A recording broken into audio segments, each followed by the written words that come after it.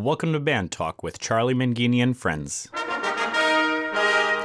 The only podcast where it's okay to talk in band.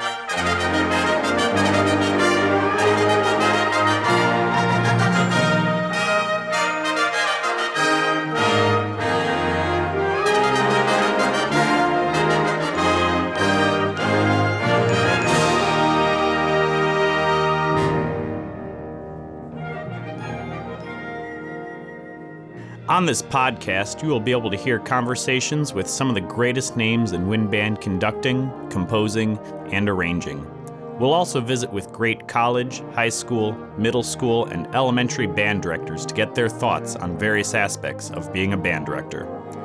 We'll have regular check-ins with instrument specialists, music dealers, and instrument repair professionals. And if that's not enough, we'll even have regular conversations with Dr. Tim, who will help keep us motivated. That's Band Talk with Charlie Mangini and friends. And now, here's Charlie. Welcome to Band Talk with Charlie Mangini and friends. And this, podcast number 59 and number 20 in Season 2. I'm so happy that you're joining us, and I know you will find today's conversation with composer and arranger Lester Taylor to be one that will certainly get you thinking and hopefully encourage you to do some listening. You know, I'm not sure about you, but sometimes my senses are simply overloaded. So much time is spent on our phones and tablets and computers and televisions or whatever the latest technology craze seems to be capturing our attention. And it captures our time too. And everything just becomes a noise, a blur. And through it all, we seem to be losing our ability to listen. Even in conversations, we don't take time to listen. But when someone is saying something, we're not hearing what they say, but we're thinking about what we will say next. Listening is becoming a lost art. And listening to music, not just having music as a background, but taking dedicated time to really listen to music, is something that, as musicians or music lovers, we need to get back to. We need to carve out some time every day to listen to something.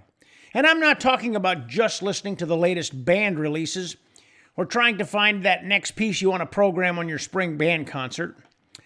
No, I'm talking about listening to music of all genres from all parts of the world, to take dedicated time, alone, with a good set of headphones, and to absorb all the sounds, to appreciate the composition, the harmonies, the rhythms, the form, the artistry, the overall aesthetic the music is conveying, and let it stimulate our minds and fulfill our souls, and reignite the reason why we got hooked on music in the first place. I remember those days in my early years of college when I would buy the latest album and go back to my dorm room and listen to it over and over and over. And I'd absorb all of the sounds. It was magical. It was inspirational. It was motivating. It made me want to be a better musician, a better performer. And it instilled in me an appreciation for those who attain a level of proficiency in performance that few will ever realize. Today's podcast is devoted to listening. And to do that, I called upon my dear friend Lester Taylor to have a conversation with me about listening to music. I've known Les since my college days, when my college band director, Tim Lotzenheiser, or Dr. Tim as you may know him, introduced me to Les and his wife, Susan. I spent a couple of summers during my college years in the Muncie and Anderson, Indiana areas. I took some classes at Ball State with the legendary Earl Dunn, took some summer trumpet lessons with the great Larry McWilliams, and worked with Jim Patton and his marching band at Madison Heights High School in Anderson. And it was during those summers that I would visit with Les and watch him sit at the piano as he worked hour after hour arranging music for school and college marching bands around the country.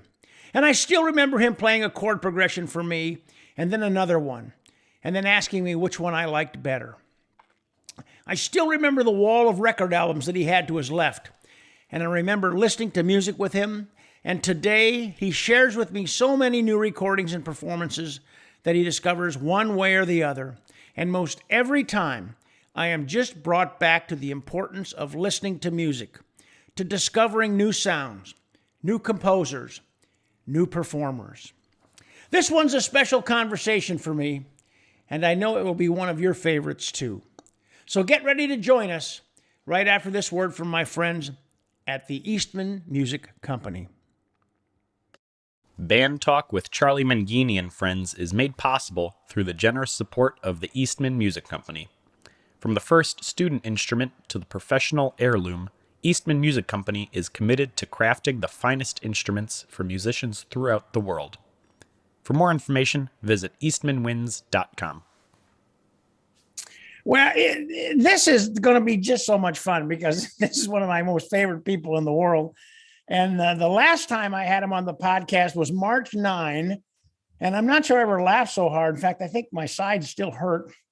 And it's great to have you back on the podcast to my buddy, Lester Taylor. Les, thanks for joining us. It's a pleasure, Charlie. I'm glad to be back. Oh, man, it's been too long. You know, I took some time off. My wife had a little medical thing and took some time off, but I'm back. And the reason I'm back is you're the one that kept going like, when do you kind of come back and start doing your podcast, man? You need to get off your butt. Let's go.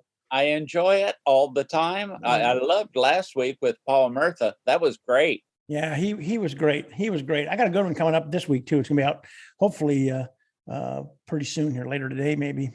Okay. We're recording this today, everybody, ladies and gentlemen, on the 15th of December. So it'll be out probably next week on the 22nd or something like that. It'll be a great Christmas present for our listeners. That's what I'm going to tell them, Lester. Right. And in fact, if they had a camera and they could see it, you're wearing a bow right now. You have a bow on your head, don't you? You're a Christmas gift to our listeners. Is that right? I am, Charlie. In just a minute, let me get my clothes back on. Okay. Hey, keep it clean. This is a family program. Okay. Let's get serious here. Well, a lot's changed since we chatted in March, Les, and not much has changed, has it? It's kind of like we're in limbo. We are, and it's I don't even know what to say. We see some places, some areas of the country where music is just kept going no matter what, like some of those bands in Texas and down there where Mark Speed is around Clemson. But around here, they're just kind of still marking time. Yeah. Well, I don't want to talk about band with you today. I want to talk about music. I want to talk about some other stuff. And over the past couple months, okay, every time I check on Facebook, it seems like you're posting another link to a recording. And then when I listen to it, I'm just simply knocked out. I mean, man, each one gets better and better and better. So I want to talk to you a little bit today about listening to music. Okay. So how often and how much do you listen to music? Oh, I haven't even thought about it. That's a tough question because it's a part of my daily life. I remember, you remember Jim Houston? Yes, Studio PR. Yeah, he had Studio PR and he sold it once to Columbia, Yeah. and then later to Hal Leonard. And I remember him when we were talking, and Susan was with me, my wife, and Jim said, most people, when they graduate from college in music, never listen to music again. In other words, I mean, you do what you have to do as a band director. You'll certainly consult the most recent recordings out in selecting your music. But as far as listening to music, he said, and I sort of agree because I'll ask people every once in a while, what have you listened to lately? And most of the time it's a deadpan look. And so that was a trigger, although I probably had this disease, I'll call it a disease, from the time I was a little boy, when Dad took me into Morocco's music in Logansport, and we bought a couple 78 records. Wow. And it's been a disease ever since, because I hoard music, I hoard recordings, I hoard everything I can in relationship to sound. So it's been a part of my life, and every day, same thing. Yeah, we're gonna talk a little bit more about that. But so when you listen, are you an active listener? I mean, like you listen and you're listening and you're not doing chores, or are you more of like a passive listener when you listen and there's stuff going on and then you hear something, you stop and you go like, whoa, what was that I just heard? Seldom do I am a passive listener. once in a while, I'll put something on YouTube on the television through the Roku, and I might listen to a long concert. And I might get up and do a couple things, but I try and stay in tune with what the concert is doing. And you know how they are. Most of them are what, an hour and maybe even up to 2 hours. So, but it's better than politics. And that's what I see on Facebook. I would rather listen to music and post music. Yeah. So you focus on listening. You're a listener. You're active in the listening process. I believe I am. Yes. Yeah. I talked to Tim Marr a while back on the podcast, and he was talking about when he had time for dedicated listening. He called it. He creates time for dedicated listening. I think that's cool. So is there a particular style or genre that you like to listen to more than others? Well, I probably listen to jazz music more than any other, especially orchestra or big band. I have several connections via Facebook with some German and Netherlands composers and so forth, and especially through the Metropole Orchestra. Fred Decker over there has been just super for me, and he studied here at Illinois and got a marketing degree and lived in Seattle for a little while. And Fred, we trade something every day. So things like that are extremely important to me. That's great. Well, I remember way back when you introduced me to a recording, and I laughed so hard. I was crying. And I think it was at that point when I said, Les Taylor offers something to listen to. I'm going to listen to it. And it was Jonathan and Darlene Edwards. Oh, yeah. And it's their recording of Cocktails for Two, if you remember that. And of course, that's Paul Weston and Joe Stafford, right? Correct. And their recordings are on Apple Music. Do you know that? No, I didn't. I was like, as I was getting ready to talk to you today, I went, I wonder if that stuff's on Apple Music, and doggone it, it's on Apple Music. And so I started playing Cocktails for Two again, and the tears were rolling down my face, because especially if you've got people that aren't necessarily really good musicians, or into music, and then you just put it on. I said, I think I'll put on some music, and you put it on, and then you just look at them because, she's singing sharp or she's out of rhythm or something. And it's just killing you. And they're going, oh, that's very good. Oh yeah. They're liking it, man. It's great. Do you remember when they appeared on Ed Sullivan years ago? No. Oh yeah. They were guests on Ed Sullivan's Sunday night show at least a couple times. And they were hilarious. They did their shtick on Ed Sullivan? They did. And they didn't expose themselves at first. Right. Another connection I had where I first got in touch with Darlene and Jonathan was my friend Bill Agel from Macy worked at Davis TV, and they had a big record collection. And that's the first place I heard Jonathan and Darlene Edwards on their first side. I forget what the name of it was, but if you remember the side, it had two left hands, didn't it? The keyboard, it was either two left hands or two right hands. You don't remember it? Okay. I don't. I don't. But they had some. They had some other ones in there, like was it? Jonathan plays Fats and Darlene remembers Duke, or something that. That was another one of their albums or something. That sounds right. Yeah. So if the people are listening to this, you got to go to Apple Music and just in the search box, just type Jonathan and Darlene Edwards, and then just listen to any one of them. And if you don't, that bring a smile to your face.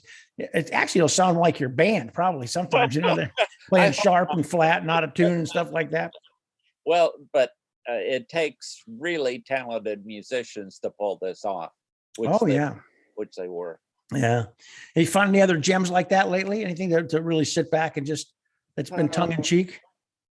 Not a lot. Most of it's fairly serious listening. I can't think of anything off the top of my head. no humor. Well, yeah. Well, you mentioned recently you're in touch with the guy for the Metropole Orchestra, and for our listeners, that's a jazz and classical orchestra from the Netherlands. And who got you started listening to them?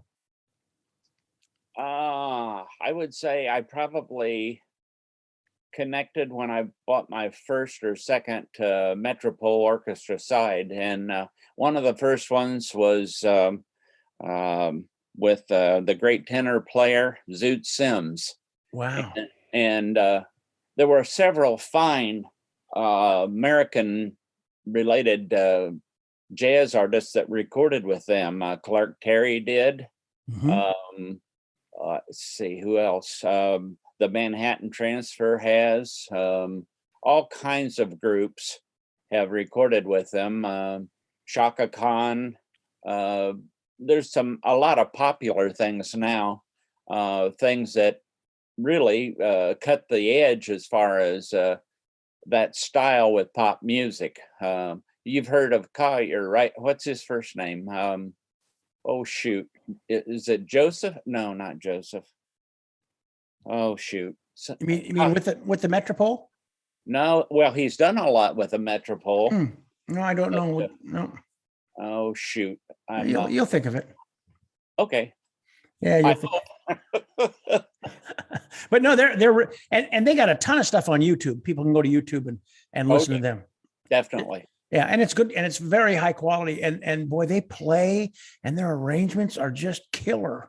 Oh yeah. And they had an old trumpet guy that just passed away. Ack. Yeah, Ack Van Rooyen.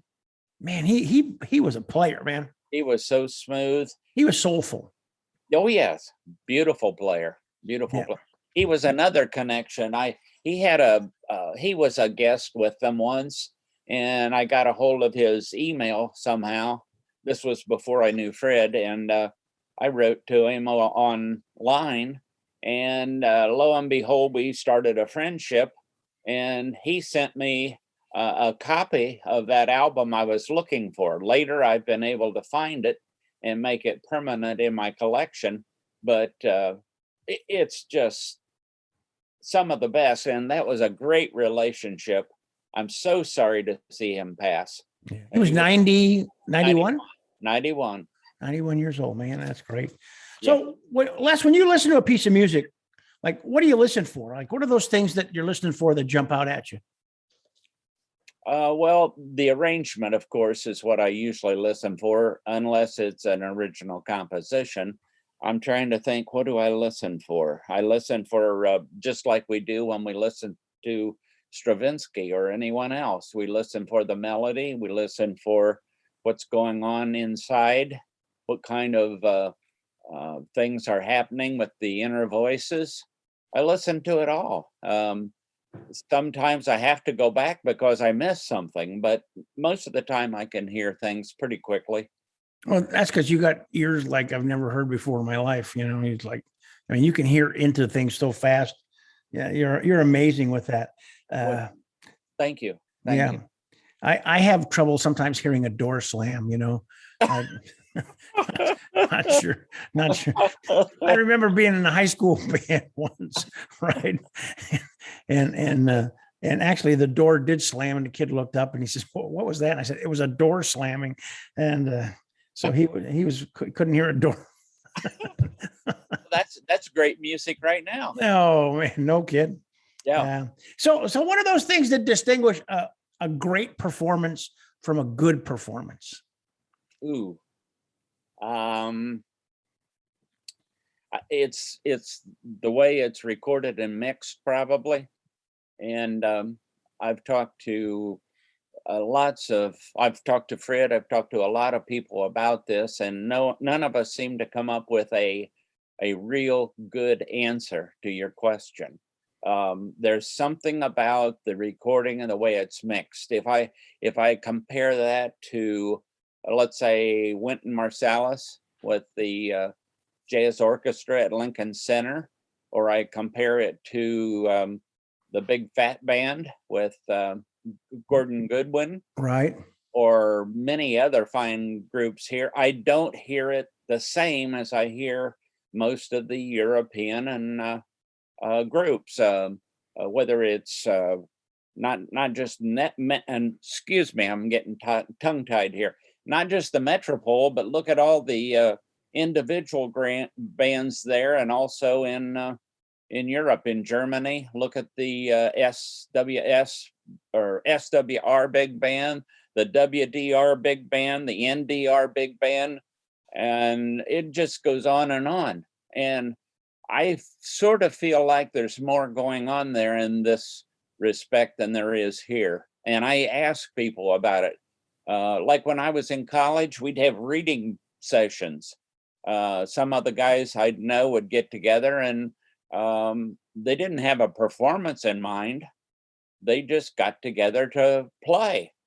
And I know from talking to Fred, there's 2 or 3 big bands around Amsterdam where he plays in a couple of them. And how many places can you find in the US where that's going on? I don't know. I can't find them. Now we have a community band thing, which is what, Nails, isn't it? Don't you find some of the community bands as really being excellent? Yes, yeah, I do. Yeah. And I don't see that over across the ocean, so to speak. There are some. Most of them are like what, the Royal Marine Band. Is it Norway? Is it Norway?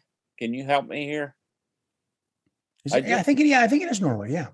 I just posted one of their pieces today that another associate over there had written and arranged, and it was marvelous.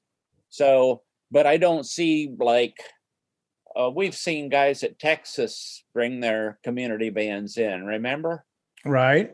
Texas, and what, wasn't there one from close to you in Chicago? Oh, the North Shore Community Band. Yeah. Oh, yeah. Oh, for years. Yeah. And we used to look forward to that at Midwest. They were a regular. Yeah, they were great. They're a great band. Yeah, they are. But I think, and this is this is kind of a delicate subject, but I get the feeling with the European bands that music, I don't know, is almost more meaningful to them. And there's less ego involved, if you understand where I'm going with this.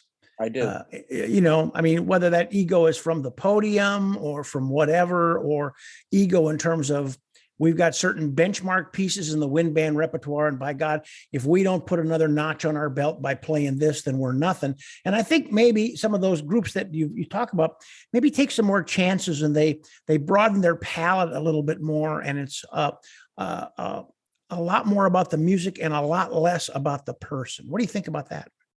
I would agree with you. I'm thinking of an NDR big band recording. I'm trying to think if it was Joan Reindeer that wrote the arrangement. I can't remember for sure, but it was called, I think, Homage to Stravinsky. And it was approximately an hour long, and it was wonderful.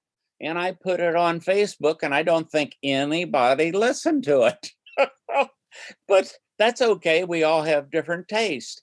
But I like to make those things available. And so, yeah, I think they're taking a chance. I don't know, maybe there's more people taking chances than I know about. Yeah. I'm always amazed that there's always somebody else that I didn't know about, and here they are playing, or they've done something on their own that I knew nothing about, and I just adore it, really enjoy it. That's cool. Well, I'm not sure about you, but for me, listening to jazz sometimes can be really, really difficult, especially small combo jazz kind of things. The performers, and especially the soloists, sometimes they just seem to ramble, and they just bore me so quickly, and I just want to tune them out. But then there are the other soloists who just captivate me, and they just draw me in, and I have to continue to listen to them. Right. So what's the difference between those two? What are they doing? What's one doing that the other one isn't?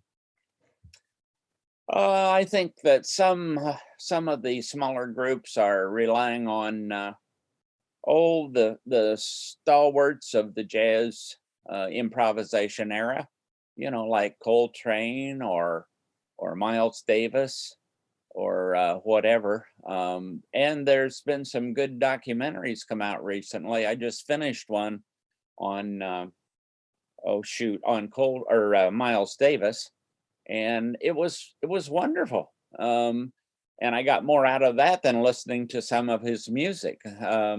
Just seeing how he was working with other people, and that was including Coltrane at one time.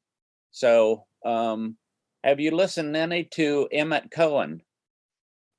Not Don't know the recently. name. Emmett Cohen is a pianist in New York, and I think it's called Emmett's Place, and you can find it on YouTube.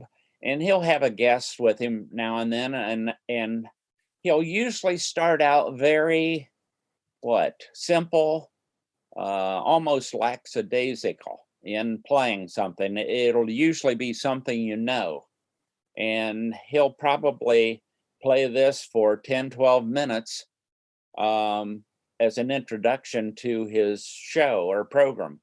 And he then starts tearing loose and really tears up the carpet with whatever he's doing, or whatever the word is I need to use there.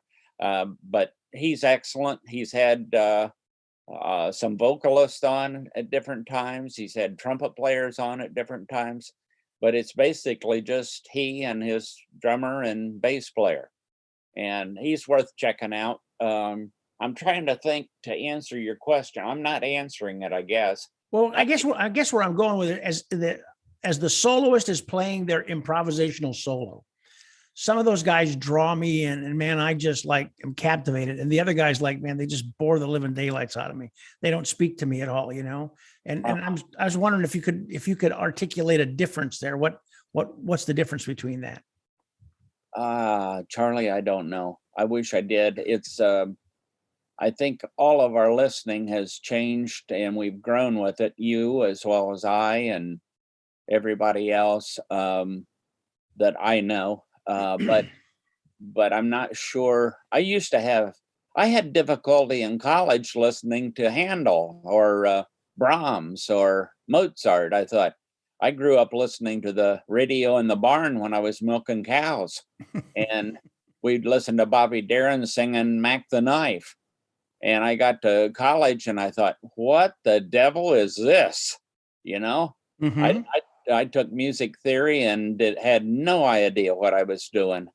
And it was 4 years later when I finally got into arranging and so forth. And then I started to listen better. Today I can listen to Haydn or Mozart, and I couldn't back then. I just talked to Lotzenheiser about this a week ago or so, and we're both in the same boat.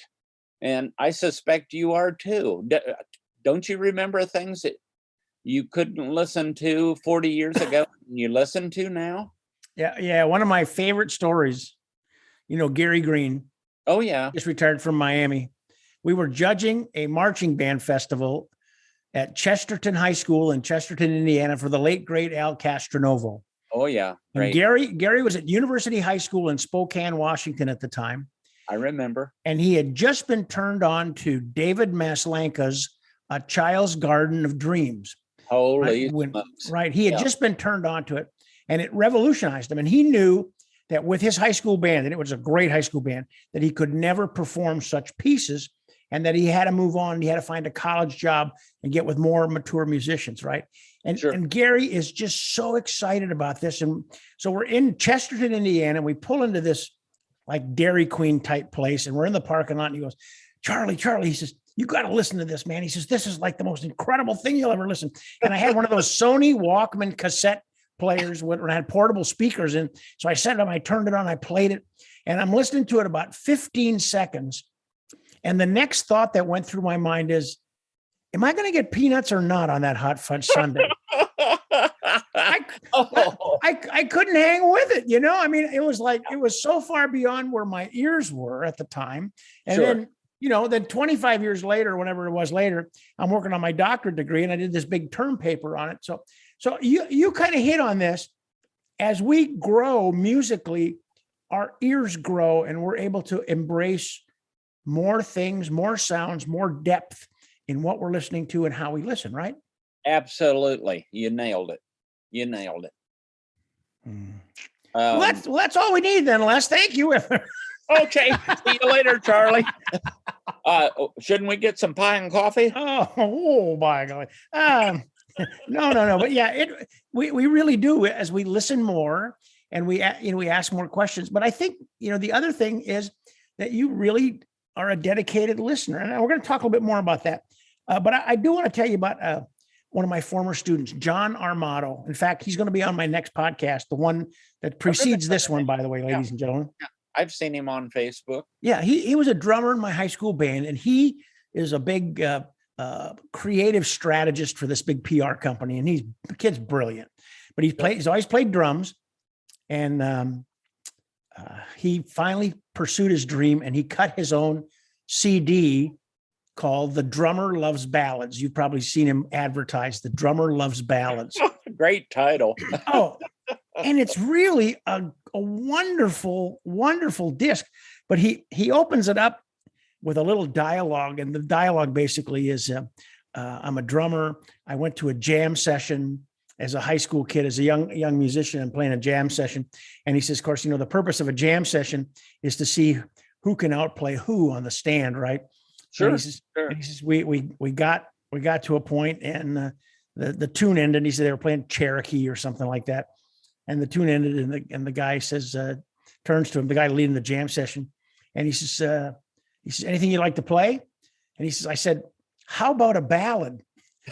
And the guy looked at me like, "A ballad? What's the matter? You tired?" And he tells us wonderfully, but it's a great recording. If you haven't heard it, you need to listen to it. I haven't, so I'll look into it. Well, if you're on Apple Music, you can download it on Apple Music, or you can get a hold of John. He can send it. But why I say that is that the CD's really well done. Okay. And he's got this young lady who sings a song called "The Shadows of Paris," and her name is Lucy. I think it's Winions. And she is the daughter of one of my old band students at Winnetonka. I mean, this Lucy's mom and John were classmates, but she sings "The Shadows of Paris." And I'm telling you what, this gal is amazing. Wow. She is an amazing singer. I'll look forward to it. Yeah. So, I love listening to new stuff and wonderful stuff. And, it was one of those things that as you listen to it, it's just like, whoa, this is really first rate. And she's won some awards. She's won like an Ella Fitzgerald Scholarship Fund or something, but she's cool. So let me change course here a minute. Could I inject one thing? Absolutely. You hit a nail that hit my head, I guess, or something here. I think when we hear something like you're talking about Gary Green playing Children's Garden to you on a recording on what was it, a Walkman or whatever? Yeah, it was a cassette with good speakers, yeah, in those days. Well, but I heard that live. I heard that my first time to hear that was at Columbus at Ohio State, and Painter was there with the Northwest Band, and they played that there. And Miss Lanka was there, and we got to visit with him afterwards. And I didn't know for sure what I was hearing, but I loved it immediately. And I think sometimes, it's hard to hear things that are from a recorded source rather than, how live music is. Sure. So many times somebody will say, "Man, you can't believe how good this was live," and I'll listen to a recording of it, and bingo, I'm under the table. I don't want to hear anymore. Right. So I think where we hear it or whatever, I think that's also another thing that you need to think about. Yeah, it's part of that experience, right? Music has to be experienced. Can't explain it. Yeah. Right. I'm sorry. Go ahead. No, that's okay. I was talking about, music today, I guess, is so much more accessible. I mean, I think it's harder to find good. Do you think it's harder to find good recordings or performances today? And I say that because I remember the days, and so do you, is that when we went to the record store, you mentioned this earlier, and we would spend hours thumbing through the stacks and stacks of albums, deciding on where to spend the few bucks we had available to buy some albums. But when we did, we seemed to take the album home and we listened to it, not once, but until the darn grooves were almost worn off the record, right? We heard it. We listened. Absolutely. I remember, when I was in college and buying my first Maynard Ferguson album, MF1. I didn't know what I bought, but I was like, oh, it's a trumpet player and he looks pretty cool. And I played it. And I'm like, holy man. And I just burned the grooves off of that thing. Sure. But I think music is so accessible now. We don't do that anymore. That's a good point. That may be part of what's deterred people from listening more. You probably said a lot there. When you remember Tommy Osborne? Oh, sure. Okay. Great band record. Yeah. Well, Tim was involved some, but Tim was kind of on his own track, always was. But we would, like you say, we'd go buy a side or two, and then we'd come back and we wouldn't play it once, we'd play it all day. The first time we got it, we wanted to know everything about it. And as Tom and I will both confess today, we were listening especially to different arrangers Mm-hmm. in the jazz area, especially. And we would Oliver Nelson, still his works are fantastic. And so it's the listening. I don't know. I don't know. You rubbed me a little bit there because I'm sorry. Hope you enjoyed it. Love it when you rub me, Charlie. You're a wild man. Sorry, children. But what you think that's part of the reason we don't listen anymore, because we hear music in the elevator, we hear music everywhere we go? I think it's too accessible. I can go to Apple Store. I pay my $9 a month, and I can download 26 albums, and I might not listen to them. I just wanted them on my collection.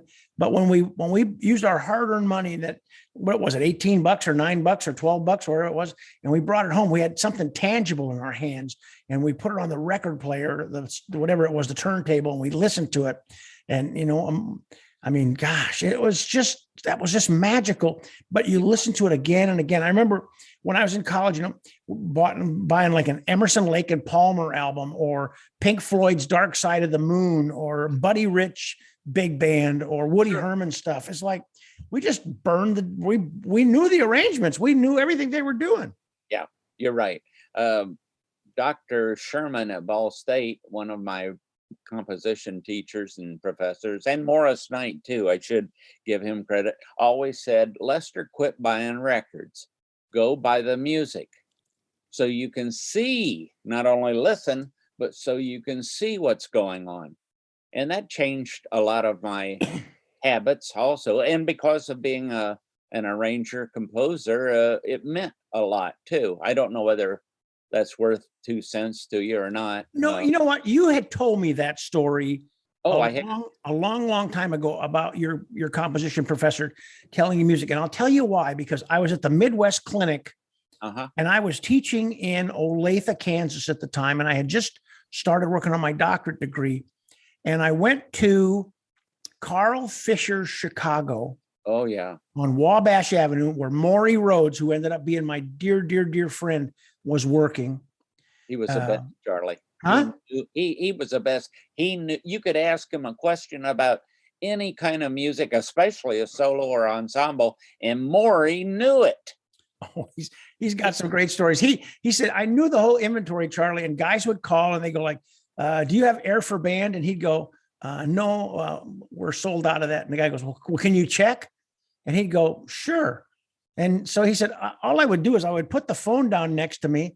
I'd do something else. I come back in 5 minutes, go like, I've checked all the stacks and no, we don't have it. And he said, so when people would call me and I knew we didn't have it, I said, well, let me check. And I would just set the phone down and do something else. And then I would come back and tell him we don't have it. But, you mentioned the solo and ensemble. He said his favorite story was this dad calls and he said, my son's playing the saxophone and I want to get him a piece of music. And he's looking for the Concert for Camera. Concert for Camera. Concert. Yeah. Concerto de Camera. Right. Oh, and who's it by? It's by, oh God, who wrote that? I can't remember, but, oh God, it's just, and he even announced the composer. I'm drawing a blank here, but anyhow. That's okay. That's okay. Oh, but it was just hysterical. He said, it took me a while to figure out what he was doing it. So, man. Yeah. But my favorite Maury story. Yeah. Can I inject? Yeah. Yeah. We his wife, clarinetist, what's her?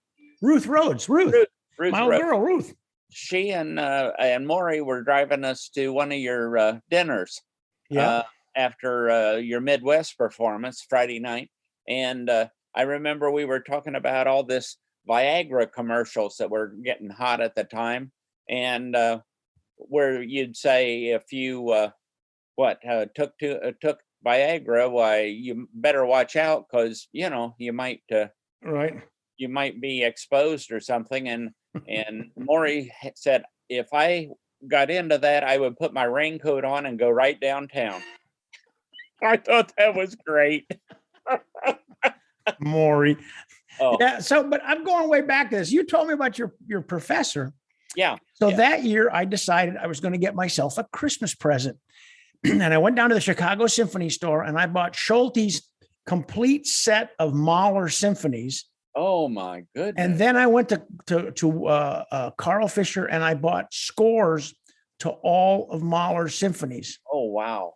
And that was what I did that was my Christmas present. So I went home and I listened to every Mahler symphony with the score. And I got lost a lot, but I just kept, I would finally find out where they were, but it was just, it's magical. Right. It's I agree.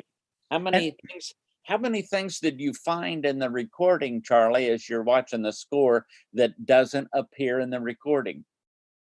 Well, yeah, but then that made me question my interpretation and balance and the importance and what was it, nuance and what should be, I don't know, I don't know. I mean, I'm still not as good enough a musician to make that determination, Come on. Yes, you are. But yeah, every once in a while you find some stuff that you just, I don't hear this, Well, as an arranger, I remember when our buddy Ted Paczynski was up at Homestead, and one year we did Carmelo's by the Freeway, the Bob Florence jazz tune. Okay. And I had never seen anything scored so thickly in my life. Is that a word, thickly? Yeah. Or more thick? Thick or dense or thickly is fine. Whatever. And then the next year we did Petrushka. And tearing into that score, I go, whoa, dig the bassoon or something. Here's a line that you never hear. And anyway, that's small talk about why I think reading the scores is very important. Yeah. And I'm proud of you to take all that Mahler stuff back. Oh, and the piece that Maury was telling me it was Concert de Camera by Jack E. Bear. Jacques Bear. That's what the guy said. It's the Concert for Camera by Jack E. Bear. Too funny. I finally remembered it. Oh man, I got a brain dead. So you still got a lot of albums? You mentioned you're a collector. You got, how many you got? I don't count them, Charlie. You're in the thousands? 1,000? Are you in the thousands? I said. I would say, just guessing, 40 to 50,000 of records, 78s and CDs and cassettes. Oh my gosh. Well, when we moved from Pennsylvania in 1998, I probably had about 60. So I had to sell about 20 just to make the move. You had to sell 20,000. Yeah. In fact, I left them at the auction. And I left some choice things, Charlie. Oh my gosh. 16-inch radio recordings of, I'm trying to think, one of the great pianists. Anyway, we just couldn't do it. And my wife, every time we move, threatens me because she says, please, let's try and keep a couple rooms like they are. and I eventually just everything's loaded all over the place. I mean, let's see, this is a room with a lot. I have a bedroom with a lot. I have a garage with a lot, and I have a 10 by 30 storage unit that's loaded. Oh So my God. So obviously, record albums are your preferred, or do you rather listen on compact disc or digital download or cassette tape or that 8-track player you still have in your car? I didn't prefer the CD at first because of the range, limited range, audible range, you know. Uh-huh. And I fought with people over that for a long time, but it became CDs became a habit because it was the easiest thing to do. And there's a lot of things that are not on vinyl that are on CD and vice versa. Yeah. Like the Billy Taylor, Oliver Nelson Capitol recordings. There were 2 of them, and they're only on vinyl. They were never released on CD, and they're fantastic charts. Anyway, so I don't have a real preference. Probably the CD today. I download some, but it's not my preference to do. I would rather have the CD in my hand, Charlie. Yeah. So you like listening on with headphones or earbuds, or do you prefer a good set of speakers? I prefer the headphones. Yeah, get a good set of headphones, right? Yes, sir. It blocks it out. Yeah, Get some good Bose or whatever in some quality headphones. Yep, I'm totally with you. You prefer to listen alone or with other people around? With headphones on? Well, yeah, I mean, yeah. Well, with headphones, you're obviously by yourself, but I thought, Charlie, what are you saying? Holy cow. Well, if I'm in the room listening to a YouTube thing, yeah, I say, Susan, this is really neat. Come on in.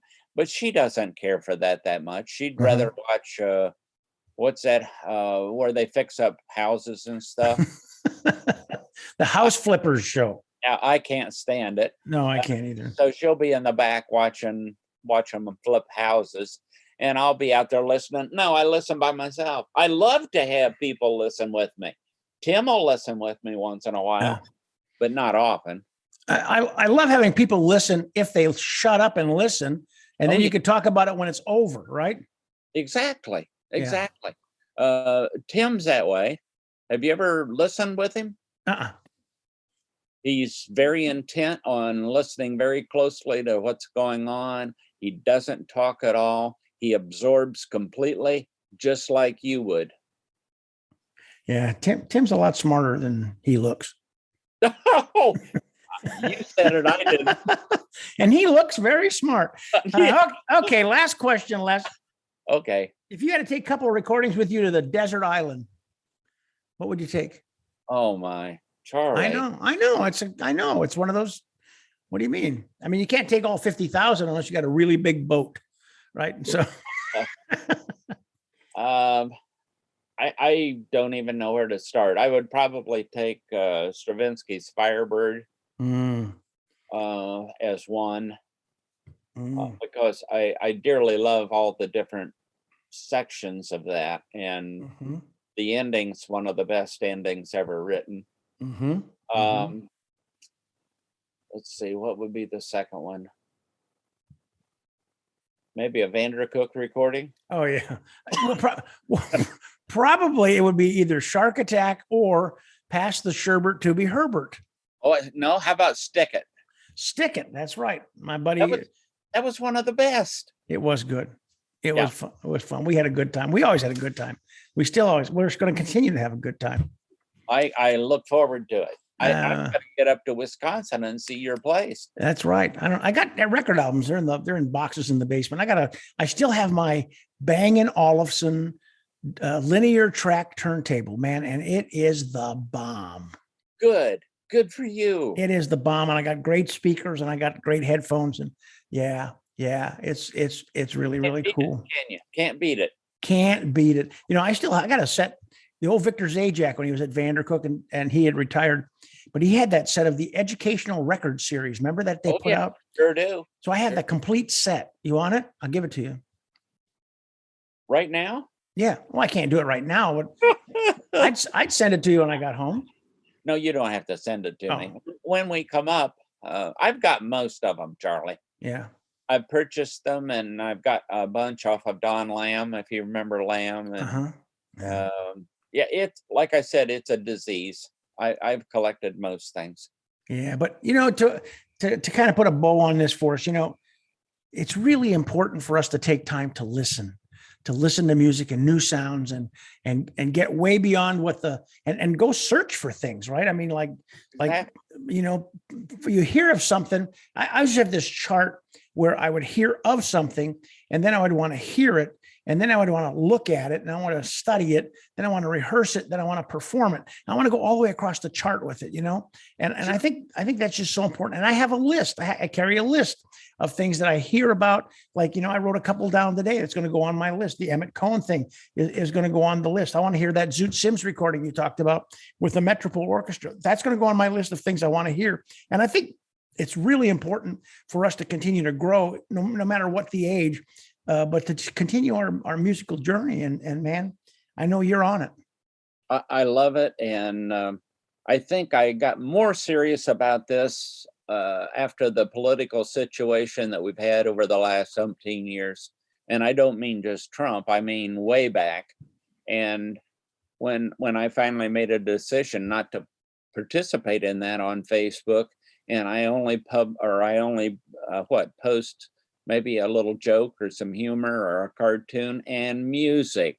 Yep. And I try and never miss a day, whether anybody listens to it or not. I post what I think is good music, and I enjoy it.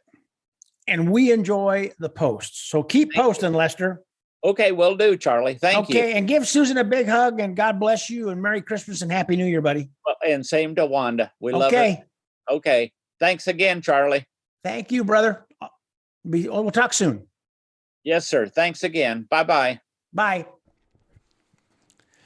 Les Taylor is such an honest and open human being, and he always tells me exactly the way it is and how he feels and what he likes and why he likes it and what he doesn't like and why he doesn't like it. Les is one of those people in my life who continually motivates me to be a better person and to continue my growth and development as a musician and a music teacher. Les has reaffirmed so many of my beliefs over and over again, and I owe him so much. Lester Taylor, thank you, my friend, for the 50 years of friendship and love you have always extended to me.